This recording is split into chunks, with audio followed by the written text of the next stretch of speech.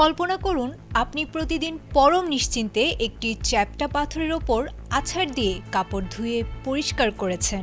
10টি বছর ধরে রোদ বৃষ্টির মাঝে সেই পাথরটিই ছিল আপনার সংসারের বিশ্বস্ত সঙ্গী। কিন্তু হঠাৎ জানতে পেরেছেন যে বস্তুটিকে নির্জীব পাথর ভেবে আপনি দিনের পর দিন আঘাত করেছিলেন সেটি আসলে ছিল কয়েকশো মানুষের প্রাণ কেড়ে নেওয়ার মতো একটি ভয়ঙ্কর অবিস্ফোরিত বোমা।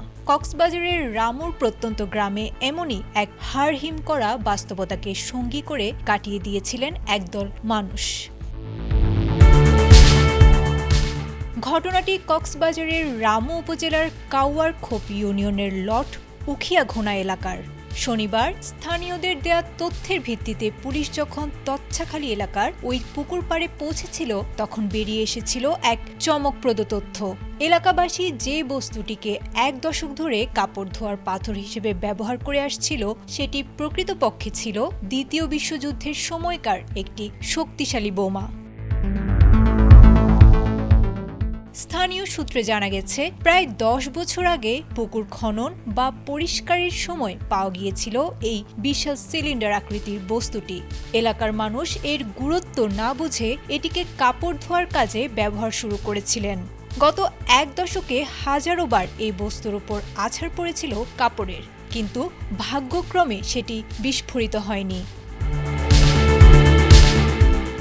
রামু থানার ওসি মনিরুল ইসলাম ভূঁইয়া জানিয়েছেন, বিশাল আকৃতির এই বস্তুটি সম্ভবত জাপানি বাহিনীর তৈরি একটি এরিয়াল বোমা, যা দ্বিতীয় বিশ্বযুদ্ধের সময় নিক্ষেপ করা হলেও কোনো কারণে অবিস্ফোরিত থেকে গিয়েছিল। বিশেষজ্ঞরা পরীক্ষা করে দেখেছেন এর ভেতরে এখনও প্রাণঘাতী বিস্ফোরক আছে কিনা।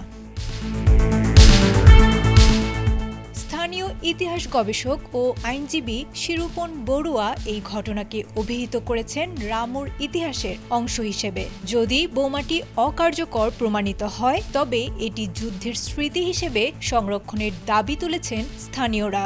বর্তমানে পুরো এলাকায় যেমন আতঙ্ক ছড়িয়েছে, তেমনি দ্বিতীয় বিশ্বযুদ্ধের এই স্মৃতি নিজ চোখে দেখতে ভিড় জমিয়েছেন কৌতূহলী মানুষ।